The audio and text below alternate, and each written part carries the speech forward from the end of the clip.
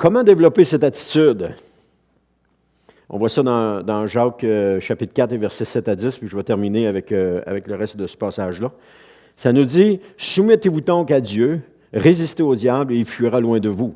Approchez-vous de Dieu et il s'approchera de vous. Nettoyez vos mains, pécheurs, et purifiez votre cœur, vous qui avez le cœur partagé.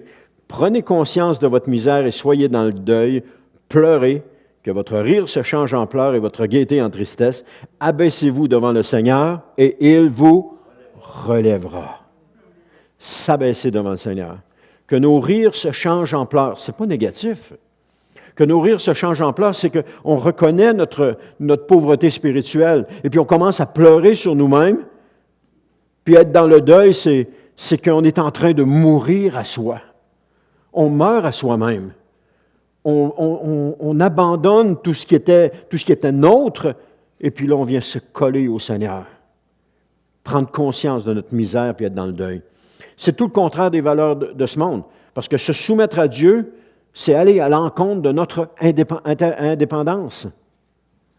Résister au diable, c'est de ne pas accepter toutes les tentations qui nous sont faites, c'est de résister à cela. S'approcher de Dieu, c'est-à-dire ne pas rester isolé. Pourquoi je dis ça? Parce que, généralement, lorsqu'on vit des choses difficiles, on s'isole. On se tait, on ne parle plus, on ne se tourne pas vers Dieu, on vit ça tout seul. Alors que Dieu est à côté de nous, il nous regarde ça. Moi, je suis certain que le Seigneur dit à Jésus à côté, « J'aimerais donc ça pouvoir l'aider, mais il ne me le demande pas. » Et Dieu ne nous force pas. Il ne force pas personne. Il attend seulement qu'on dise, « OK, Seigneur, j'ai besoin de toi. J'ai besoin de toi, viens m'aider, j'ai besoin de toi. » Ou encore purifier notre cœur, c'est-à-dire se repentir, reconnaître qu'on a mal agi, parce que notre indépendance est un péché. Vouloir faire les choses par nous-mêmes, c'est un péché. Vouloir dire, Seigneur, laisse faire, je suis capable de m'en occuper, c'est un péché. Parce que c'est de l'indépendance, puis de l'indépendance, c'est un péché. Alors, se repentir de cela, prendre conscience de notre misère. Ah, je peux avoir un beau compte de banque, qui peut être très garni, je peux avoir une belle grosse maison, une grosse auto, je ne parle pas de personne, là, être très bien, très à l'aise, mais à l'intérieur, je n'ai pas conscience de ma misère. Parce que la misère, elle est spirituelle. On a besoin d'avoir conscience. Être en deuil et pleurer, puis que notre rire se change en pleurs, que notre gaieté se change en tristesse et s'abaisser devant le Seigneur. Parce qu'il va nous relever. Il va nous relever. C'est la promesse qu'il nous fait. Il va nous relever. Il ne va pas nous laisser à terre. Il ne va pas nous écraser. Il va nous relever. Puis à toutes les fois qu'on va se tourner vers lui et qu'on va lui dire, « Seigneur, j'ai besoin de toi », Dieu va courir vers vous, vers nous. Il va courir, puis il va nous tendre la main, puis il va dire, « Il attend juste ça. » Des fois, quelqu'un dit, « Ah, si tu as besoin, n'hésite pas à me le demander. » Qu'est-ce qu'on fait? On ne le demande pas. On s'arrange par nous autres mêmes. On ne va pas le voir, on ne va pas lui demander parce qu'on est bien trop orgueilleux. Il va penser que je suis faible. Il va penser que je ne suis pas capable. Il va penser que je... Non, on ne le fait pas. Ou on ne le fait pas par indépendance. Non, je suis capable de m'organiser tout seul. Je suis assez grand pour ça. Je n'ai pas besoin des autres. Je n'ai pas besoin de lui. Pourtant, il nous a offert son aide. Est-ce qu'il nous a forcés? Non, il a juste dit, si tu as besoin d'aide, appelle-moi. Je vais venir t'aider. Je l'ai fait encore il n'y a pas longtemps. Lorsque les arbres étaient penchés sur ma maison, mon voisin est venu me voir, il dit, quand tu voudrais les enlever, viens me voir, on va le faire ensemble. Tu sais, j'ai fait. Une journée, un matin, je me suis levé, j'ai dit, bon, mais c'est un matin que je le fais. Je suis allé voir pour avoir son échelle, mais malheureusement, il ne pouvait pas m'aider. À quelque part, ça faisait mon affaire. Je suis capable de le faire tout seul. Je n'ai pas besoin de lui. Mais il s'offrait.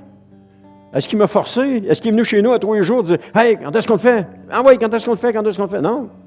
Il me l'a offert son aide, puis après ça, il m'a laissé aller avec ça. Mais si j'avais été intelligent cette journée-là, j'aurais dit, bon, OK, quand est-ce que tu peux? On va le faire ensemble. Mais non, je n'ai pas fait ça. Mon indépendance. Ah, je suis capable de m'organiser tout seul. On va le faire tout seul. Non, pas besoin. On a tellement besoin de Dieu. On a tellement besoin des autres. Mais on met ça de côté. Puis on se débrouille tout seul. Hier, il y avait une formation ici avec les fermiers chrétiens. On a eu le pasteur Jacques Girard de Jonquière, qui est maintenant le président de la formation des fermiers chrétiens, qui est venu faire la formation ici. Mais il y avait Jacques Girard, puis après, j'ai dit à Jacques, on va-tu manger ensemble? J'aurais besoin de parler. J'aurais jamais fait ça il y a 10 ans passés. Je suis capable de manger tout seul, pas besoin de personne. Mais c'est pas vrai qu'on n'a pas besoin de personne. Parce que vous savez quoi? Quand on pose le geste comme ça, puis qu'on parle, tout à coup, ça devient clair. L'autre personne, là, elle n'a même pas besoin de rien dire. Tout à coup, tout s'éclaire, tout s'illumine, puis on voit la situation telle qu'elle est. Parce que quand on ne fait pas ça, la situation, elle est toute ombragée, elle est toute noire, elle est toute brumeuse, et puis on n'est pas capable de voir clair dans la situation. Et puis là, on vit des situations qui sont plus ou moins difficiles. Mais quand tu vois quelqu'un, moi je vous encourage, si vous vivez des moments difficiles, allez voir quelqu'un de confiance, quelqu'un en qui vous avez confiance, quelqu'un que vous savez qui va garder la conversation pour lui. Allez le voir et dites-lui, hey, j'aurais besoin de parler. Et vous allez voir comment les choses vont changer. Restez pas dans l'indépendance. Face aux autres, mais face au Seigneur. Restez pas dans l'indépendance. Devenez